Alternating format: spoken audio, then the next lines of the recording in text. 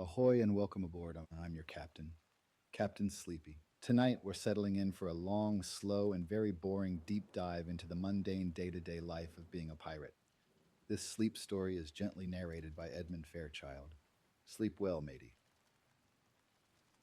Welcome to this detailed exploration of the daily realities of pirate life during the golden age of piracy.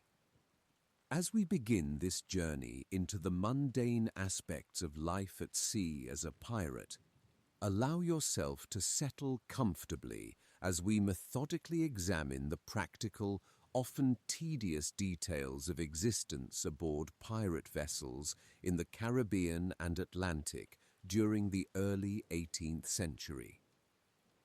The popular image of pirate life, shaped by centuries of romantic literature and modern films, bears little resemblance to the historical reality. Where fiction presents endless adventure, treasure, and excitement, the actual experience of most pirates involved long periods of uncomfortable boredom, punctuated by brief moments of terror during combat or storms. The daily routine aboard a pirate vessel was governed by the same practical necessities that shaped all maritime life during the Age of Sail: the need for food and water, the demands of operating a sailing vessel, and the challenges of maintaining health and order among men living in extremely close quarters for extended periods. Understanding the mundane realities of pirate life provides essential context for comprehending why men chose piracy despite its dangers and hardships, and why the pirate communities that formed aboard ships developed the particular customs, codes, and social structures they did. The grinding poverty, harsh discipline, and limited opportunities available to common sailors in legitimate service made piracy's combination of better pay, more egalitarian governance, and possibility of significant windfalls attractive enough to outweigh the risks of violent death or judicial execution. Chapter 1. The Pirate Economy: Trade, Barter, and Black Markets. The economic relationships that sustained pirate operations were complex and often contradictory, involving both violent seizure of property and peaceful commercial transactions. Pirates existed in an economic grey zone, simultaneously outside the law and dependent on connections to legitimate commerce for disposing of stolen goods and obtaining supplies. Understanding how pirates participated in various economic systems reveals the practical realities of how piracy functioned as an economic activity. Trading with merchants and colonies. Despite their status as outlaws, pirates regularly engaged in trade with merchants and colonial settlements, exchanging captured goods for provisions, equipment, and luxuries they could not produce themselves. This trade was technically illegal, as receiving stolen goods was a crime in all European legal systems. But the potential profits from trading with pirates and the limited enforcement capabilities of colonial authorities made such commerce widespread. Colonial merchants who traded with pirates rationalized their participation in various ways. Some claimed ignorance of whether goods offered for sale were legitimately acquired or stolen, though this claim was often transparently false given the circumstances of the transactions.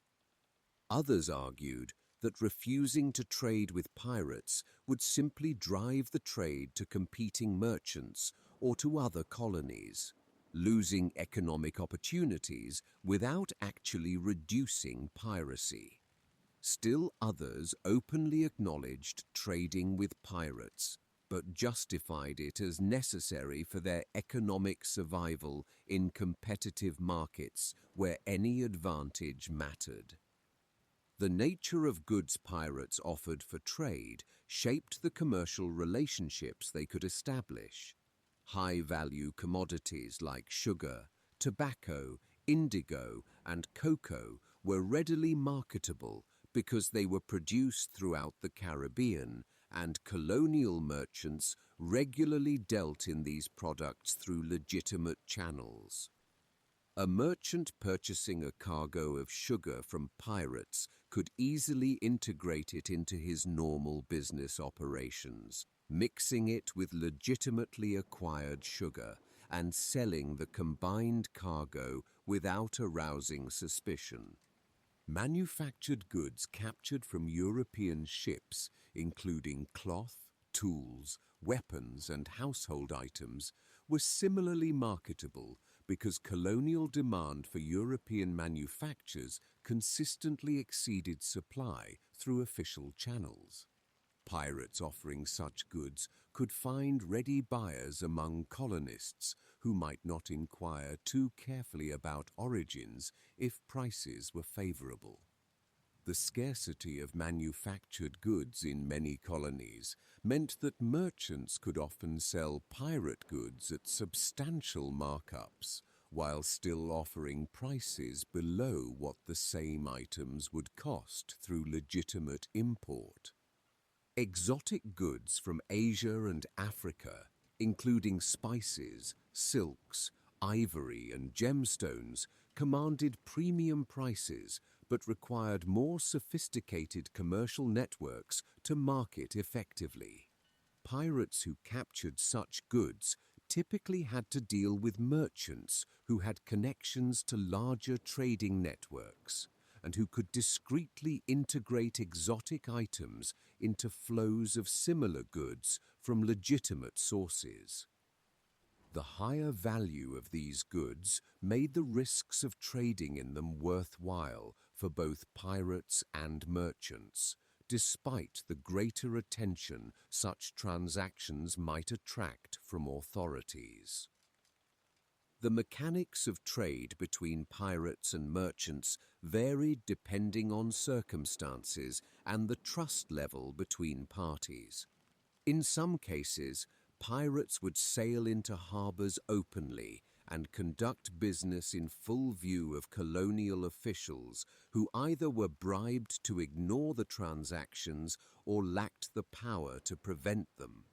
In other cases, trade occurred at isolated anchorages away from settlements, with merchants sailing out to meet pirate vessels or pirates bringing their goods to predetermined meeting points.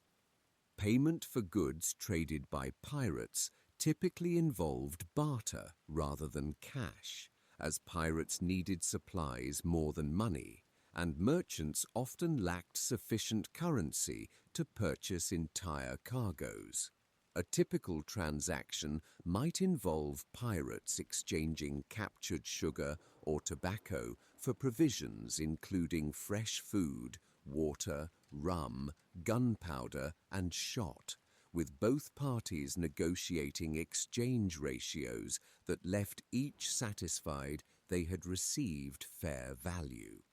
The absence of fixed prices and the illegal nature of the transactions gave both parties room for haggling and for adjusting terms based on supply and demand conditions.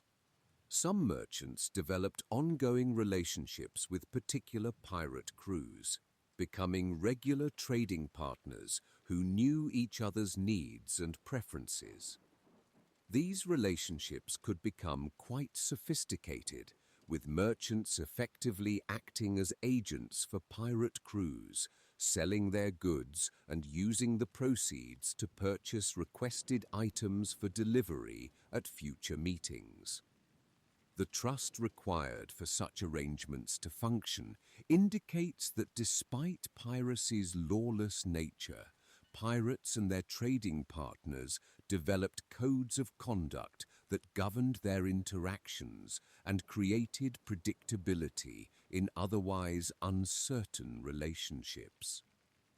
The colonial authorities' responses to pirate trade varied widely depending on the colony's circumstances and the officials' priorities and integrity.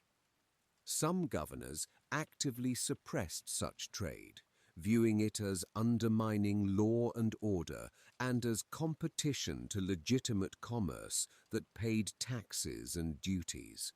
These governors might station guard vessels to intercept suspicious ships, inspect cargo manifests carefully, and prosecute merchants suspected of dealing with pirates.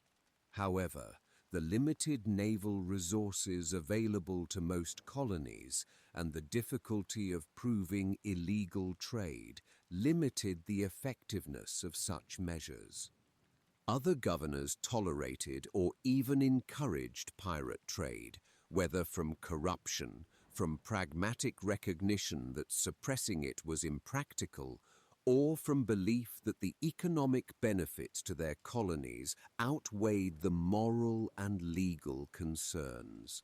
Governors might accept bribes to overlook pirate trade, might selectively enforce laws to protect favored merchants while prosecuting their competitors, or might simply focus their limited enforcement resources on other priorities while ignoring what they could not effectively control. Fences and receivers of stolen goods. The disposal of captured goods required pirates to cultivate relationships with merchants willing to serve as fences, purchasing stolen property at discounted prices, and then integrating it into legitimate commerce. These receivers of stolen goods were essential intermediaries who connected the illegal economy of piracy with the legal economy of colonial trade. The most successful fences were established merchants with legitimate businesses that provided cover for their dealings in pirate goods.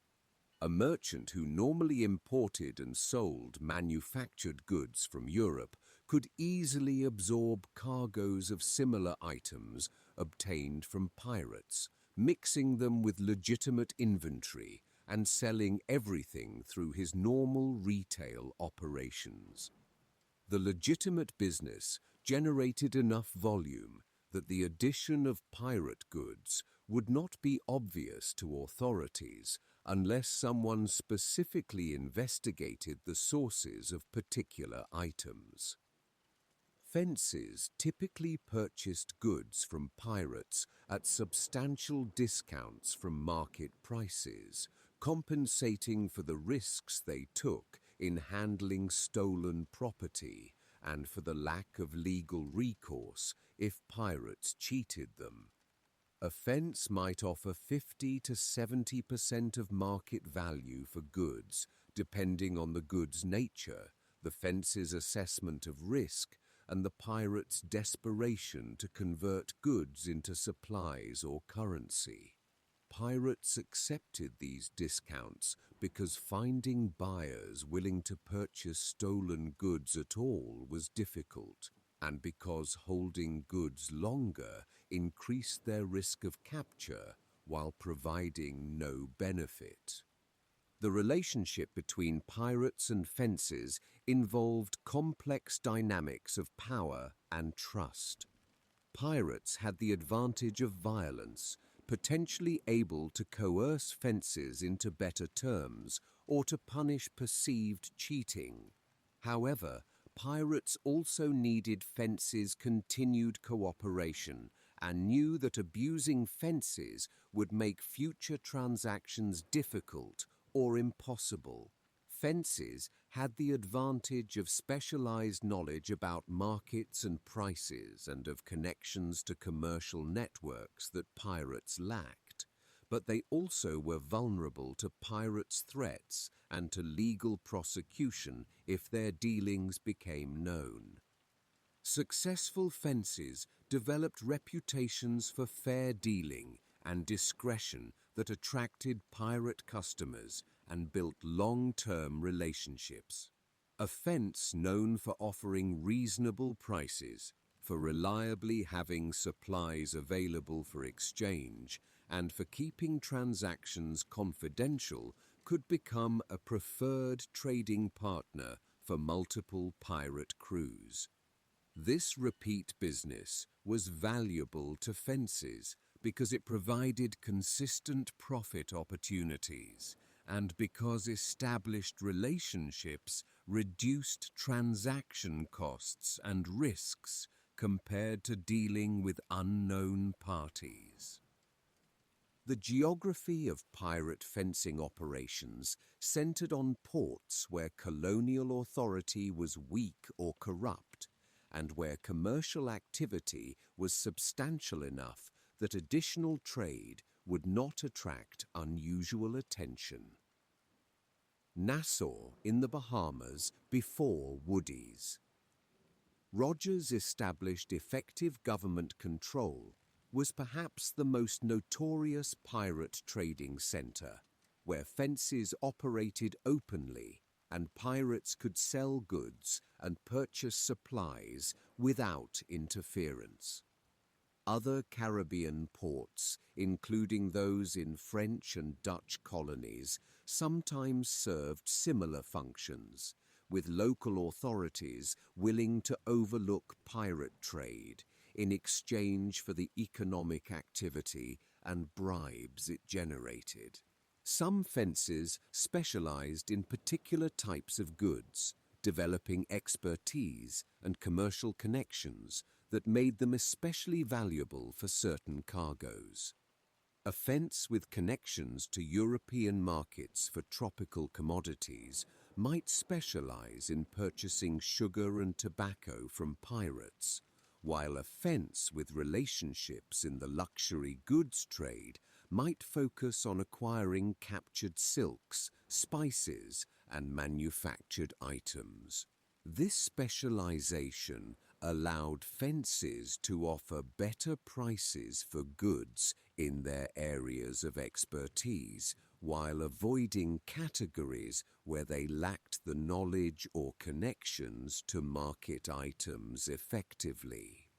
The legal risks for fences varied depending on jurisdiction and the effectiveness of law enforcement.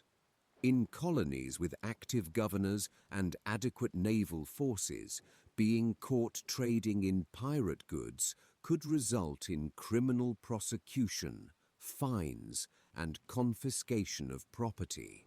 In colonies where authorities were less vigilant or where corruption was endemic, the risks were minimal and fences operated with relative impunity. The variability of risks across different colonies meant that fences in safer locations could demand higher discounts from pirates to compensate for lower risks, while fences in riskier locations had to offer better prices to attract pirate customers who could take their business elsewhere. Bartering plunder for supplies. The direct exchange of captured goods for provisions and equipment represented the most common economic transaction for pirates, who needed constant resupply but often lacked currency to purchase what they needed. Barter allowed pirates to convert plunder directly into usable supplies without the intermediate step of selling goods for money and then purchasing supplies, simplifying transactions and avoiding some of the risks associated with carrying currency.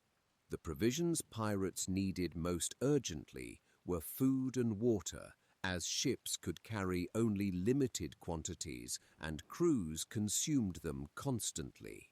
Fresh food, including meat, vegetables, and fruit, was particularly valued because it prevented scurvy and other nutritional deficiency diseases, though it spoiled quickly and had to be consumed within days of acquisition. Preserved foods including salt meat, dried fish, hardtack biscuits, and dried legumes could be stored longer but were less appealing and nutritionally inferior. Water was essential and bulky, requiring large casks for storage and careful management to prevent contamination. A typical barter transaction for provisions might involve pirates offering a merchant several barrels of captured sugar in exchange for specified quantities of salt pork, flour, dried peas, rum, and water. The exchange ratio would be negotiated based on the relative values and quantities involved, with both parties aiming to receive fair value while recognizing that exact price equivalence was impossible in barter without established exchange rates. The negotiation might involve offering or demanding additional goods to balance the exchange, with flexibility on both sides regarding what constituted an acceptable trade.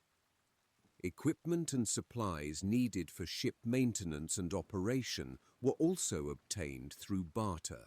Pirates regularly needed rope, canvas for sails, tar and pitch for waterproofing, lumber for repairs, and various tools and hardware. Rather than purchasing these items with currency, pirates would exchange captured goods directly, perhaps trading cloth or tools taken from previous prizes for the nautical supplies they needed. Merchants who specialized in ship chandlery were natural trading partners for pirates, as they had exactly the items pirates needed and could readily use or sell whatever goods pirates offered in exchange. Weapons and ammunition were critical supplies that pirates obtained through barter when possible. Gunpowder, shot, small arms, and edged weapons all required regular replacement due to use, loss, and damage. Merchants who dealt in military supplies, whether legally or through grey market channels, could provide these items in exchange for valuable goods pirates had captured. The illegal nature of supplying pirates with weapons meant that merchants demanded premium prices, but pirates had little choice but to pay if they needed to maintain their armaments. Luxury goods, including rum, wine, tobacco, and clothing, were important for crew morale and were regularly acquired through barter. Pirates operating under democratic systems where crew satisfaction affected the captain's position and the crew's willingness to follow orders had to ensure that luxuries were available to prevent discontent. Merchants who could supply rum, good tobacco, and quality clothing could command favorable exchange ratios because pirates valued these items highly and would pay premium prices in captured goods to obtain them. The valuation of goods in barter transactions required both parties to have knowledge of market prices and relative values. Merchants had advantages in this regard as they dealt with prices regularly and knew what various commodities would fetch in legitimate markets.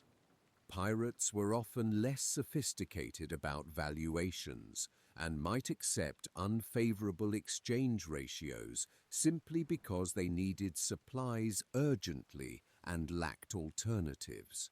However, experienced pirate quartermasters who handled these transactions learned market values and negotiated more effectively, protecting their crews from excessive exploitation.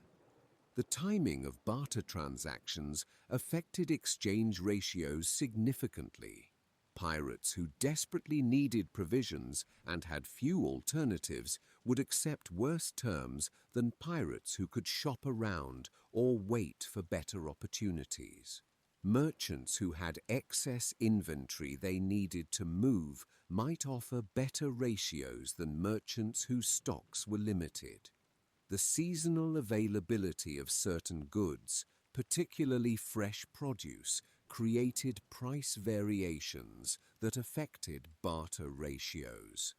Both parties tried to time transactions to their advantage, though the pirates' mobile nature and the merchants' fixed locations gave each different strategic considerations. Black market networks. The informal networks that connected pirates with merchants, fences, and suppliers formed a black market economy that operated alongside and intertwined with the legitimate colonial economy. Understanding these networks reveals how piracy was sustained through complex webs of economic relationships that made strict separation between legal and illegal commerce impossible. The black market networks were built on personal relationships and reputations rather than formal contracts or legal structures. A merchant who reliably provided good value and kept transactions confidential would be recommended by pirates to other crews, while a merchant who cheated or informed to authorities would be avoided and potentially punished. These reputation mechanisms created incentives for honest dealing even in illegal transactions where legal enforcement was impossible. Information flowed through black market networks in both directions, with pirates learning where they could trade safely and obtain good prices, and merchants learning where pirates were operating and what goods they had available.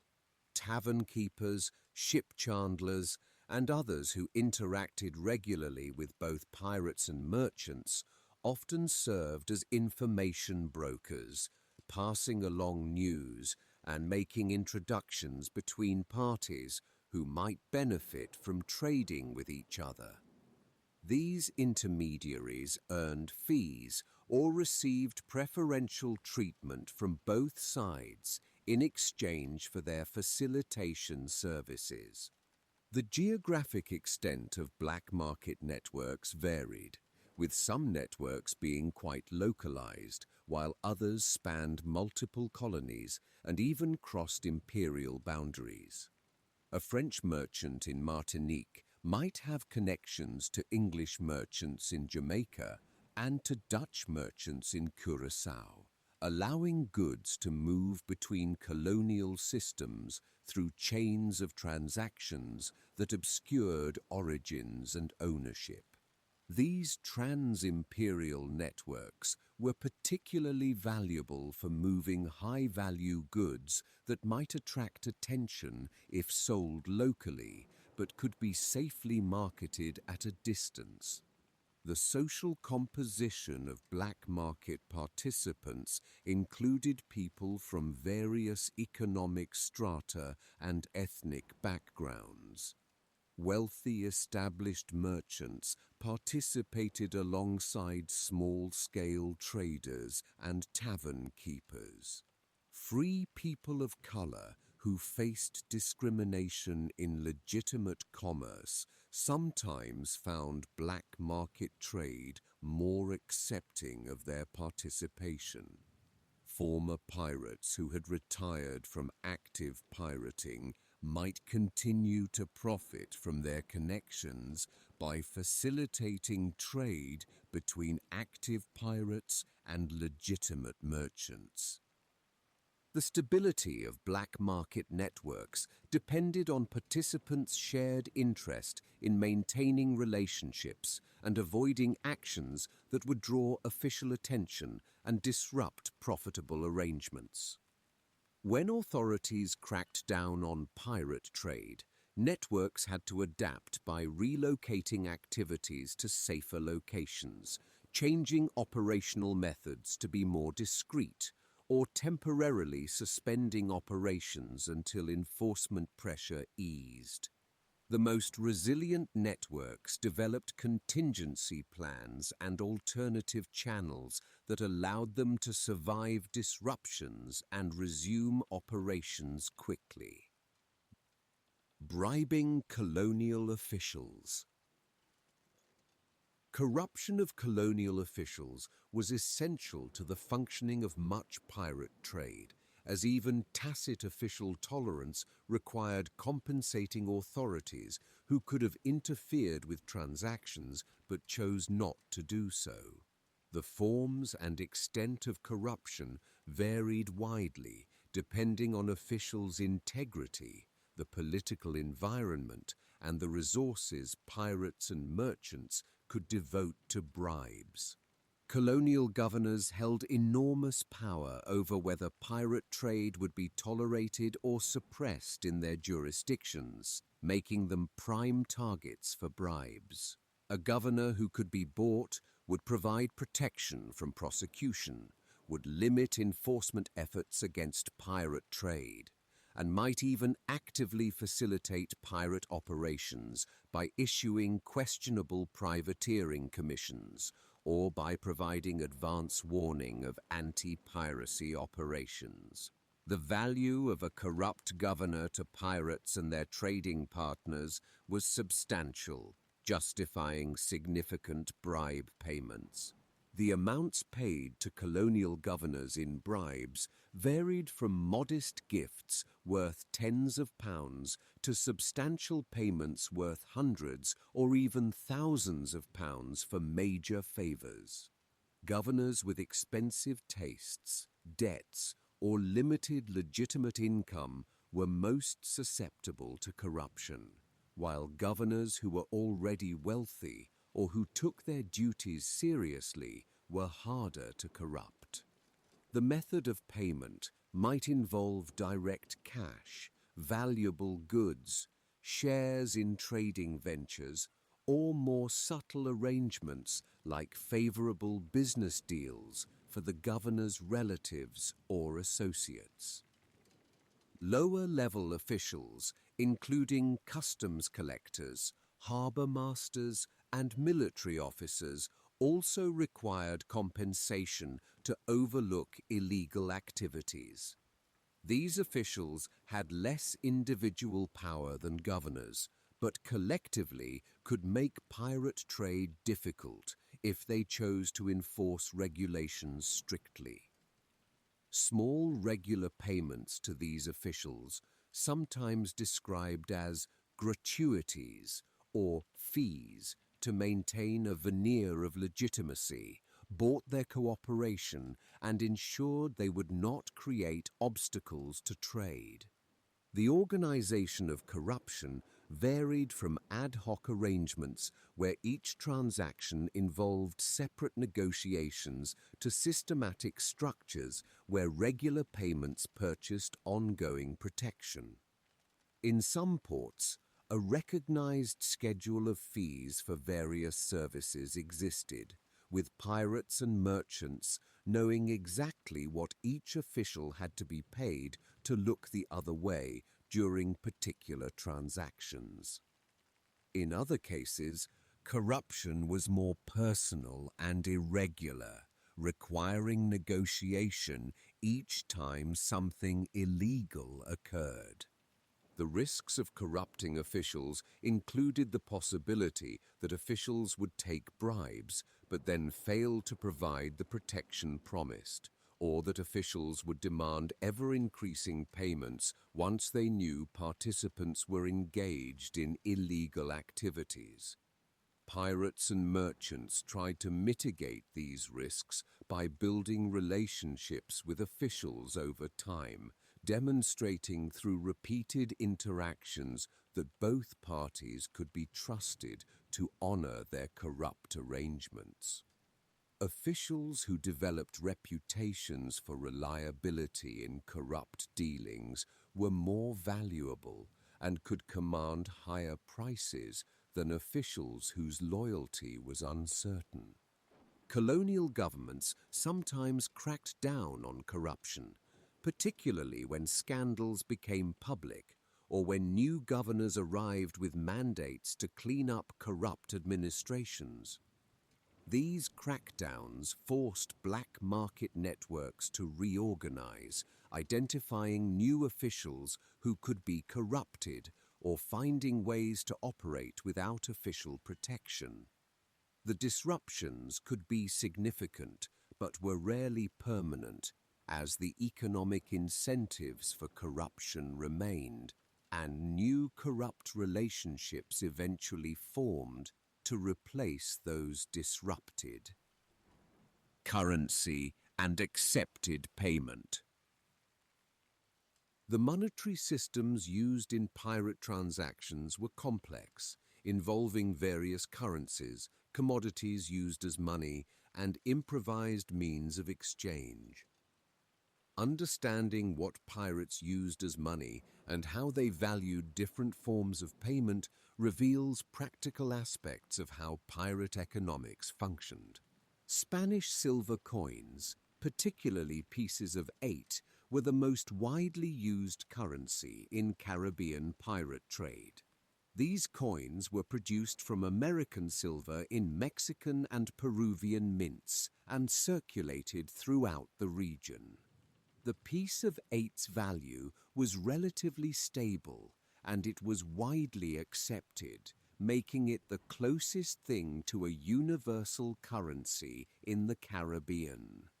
Pirates who captured Spanish ships carrying silver coins had currency that could be used anywhere in the region for any purchase. The piece of 8's name came from its nominal value of 8 reales, the Spanish unit of currency.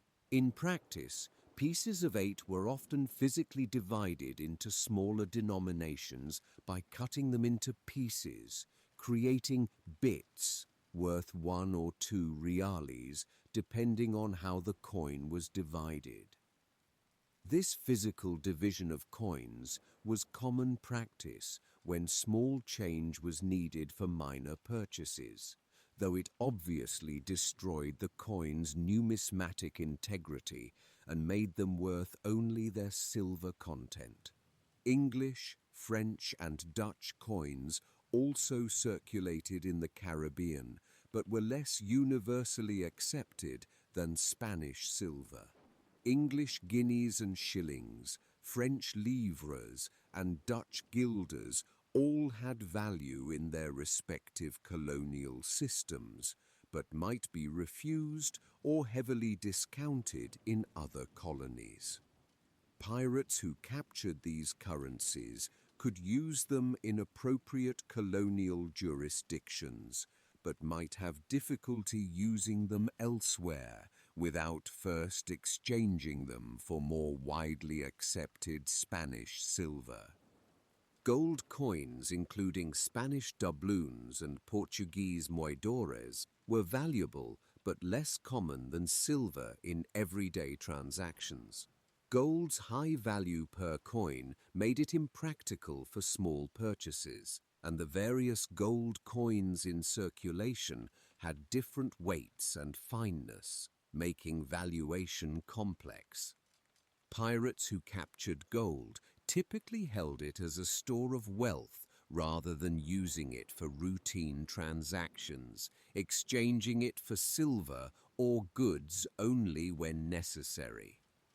Commodity money, including sugar, tobacco, and rum, sometimes functioned as currency in barter-based transactions where both parties preferred to exchange goods directly rather than converting to currency. Sugar and tobacco had relatively stable values and were widely in demand, making them acceptable substitutes for coin in many transactions. Rum was both a commodity with independent value and a form of currency in its own right, with quantities of rum used to settle debts or to purchase goods when currency was unavailable. The valuation of different currencies and commodities relative to each other required participants in transactions to have knowledge of exchange rates and relative prices. These rates fluctuated based on supply and demand conditions, with particular currencies or commodities being more or less valuable at different times and places. Pirates operating across multiple jurisdictions had to stay informed about current rates to avoid being cheated in exchanges. The problem of authentication and fraud complicated currency use, as counterfeit coins and debased currency circulated alongside legitimate money. Experienced traders learned to identify suspect coins by weight, appearance, and sound, but determining the exact silver or gold content of coins required a saying that was impractical in most transaction contexts. Pirates had to weigh coins carefully and inspect them for obvious signs of counterfeiting, while accepting that some fraction of coins they handled would prove to be worth less than face value. Letters of credit and bills of exchange, common in legitimate international trade, were less useful for pirates because these instruments required trust in the institutions and individuals who issued them. A pirate could not present a bill of exchange drawn on a London merchant and expect it to be honored, both because pirates lacked standing in legitimate financial systems and because the illegal nature of pirate transactions made such formal instruments impractical. Pirates instead relied on physical money and goods that had immediate, tangible value. Economic relationships with ports. The relationships between pirate crews and particular ports evolved over time, with some ports becoming known as pirate-friendly locations where trade was easy and authorities tolerant, while other ports actively excluded pirates and prosecuted anyone who dealt with them. Understanding these relationships reveals how geography and politics shaped pirate economic activities. Nassau in the Bahamas was the most famous pirate port during the period from approximately 1715 to 1718, before Woodes Rogers arrived as governor with a mandate to suppress piracy. During this period, Nassau operated as a pirate republic where crews could rest, resupply, careen ships, and sell plunder without interference. The local economy became entirely dependent on pirate spending, with merchants, tavern keepers, prostitutes, and others deriving their livelihoods from serving pirate customers.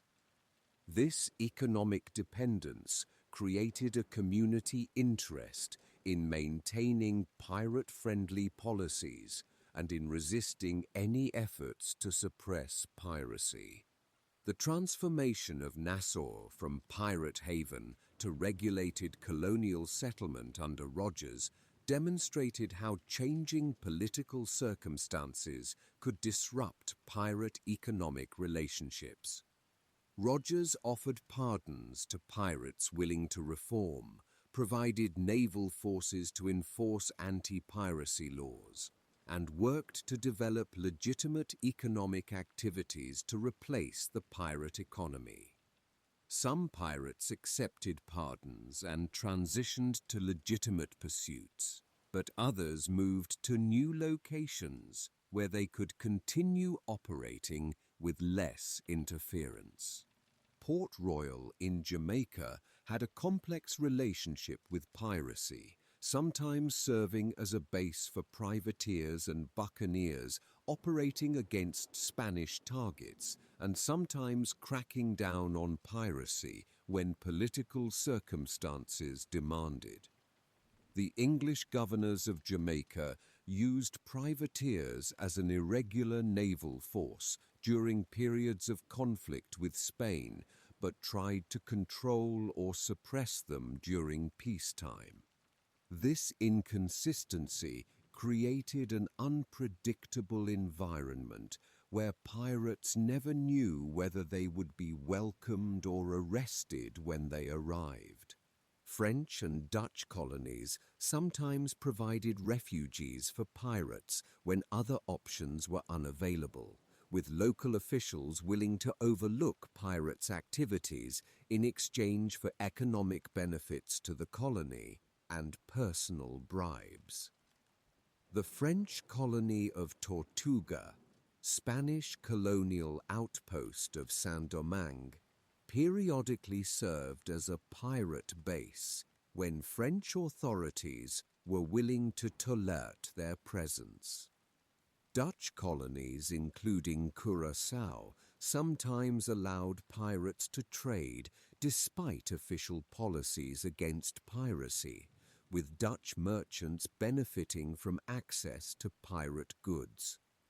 The economic impact of pirates on port communities was substantial but contradictory. Pirate spending stimulated local economies, creating employment and generating profits for merchants and service providers. However, this economic activity was unstable and could disappear suddenly if pirates moved to other locations or if authorities cracked down. The moral and legal problems associated with pirate economy also created risks, as colonies known as pirate havens might face diplomatic pressure or military action from powers determined to suppress piracy. Some ports developed specialized niches serving pirate needs, with particular merchants or facilities becoming known for specific products or services. A ship chandler might develop a reputation for having the best selection of rope and canvas for sale, while a blacksmith might be known for quality weapons repair. These specializations created competitive advantages that attracted pirate customers and built economic relationships that could persist over multiple visits by different crews.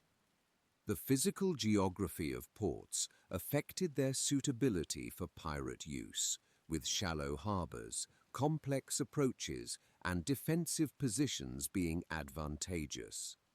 Ports that were difficult for large warships to enter, but accessible to the smaller vessels pirates typically commanded, provided security against naval attack. Islands with multiple anchorages allowed pirates to shift locations if threatened, while ports near complex reef systems or shoals allowed pirates familiar with local waters to escape pursuing vessels that lacked such knowledge. Chapter 2: Food, Water, and the Constant Battle Against Hunger. The provisioning of pirate vessels and the management of food and water supplies were constant concerns that shaped daily life and operational planning.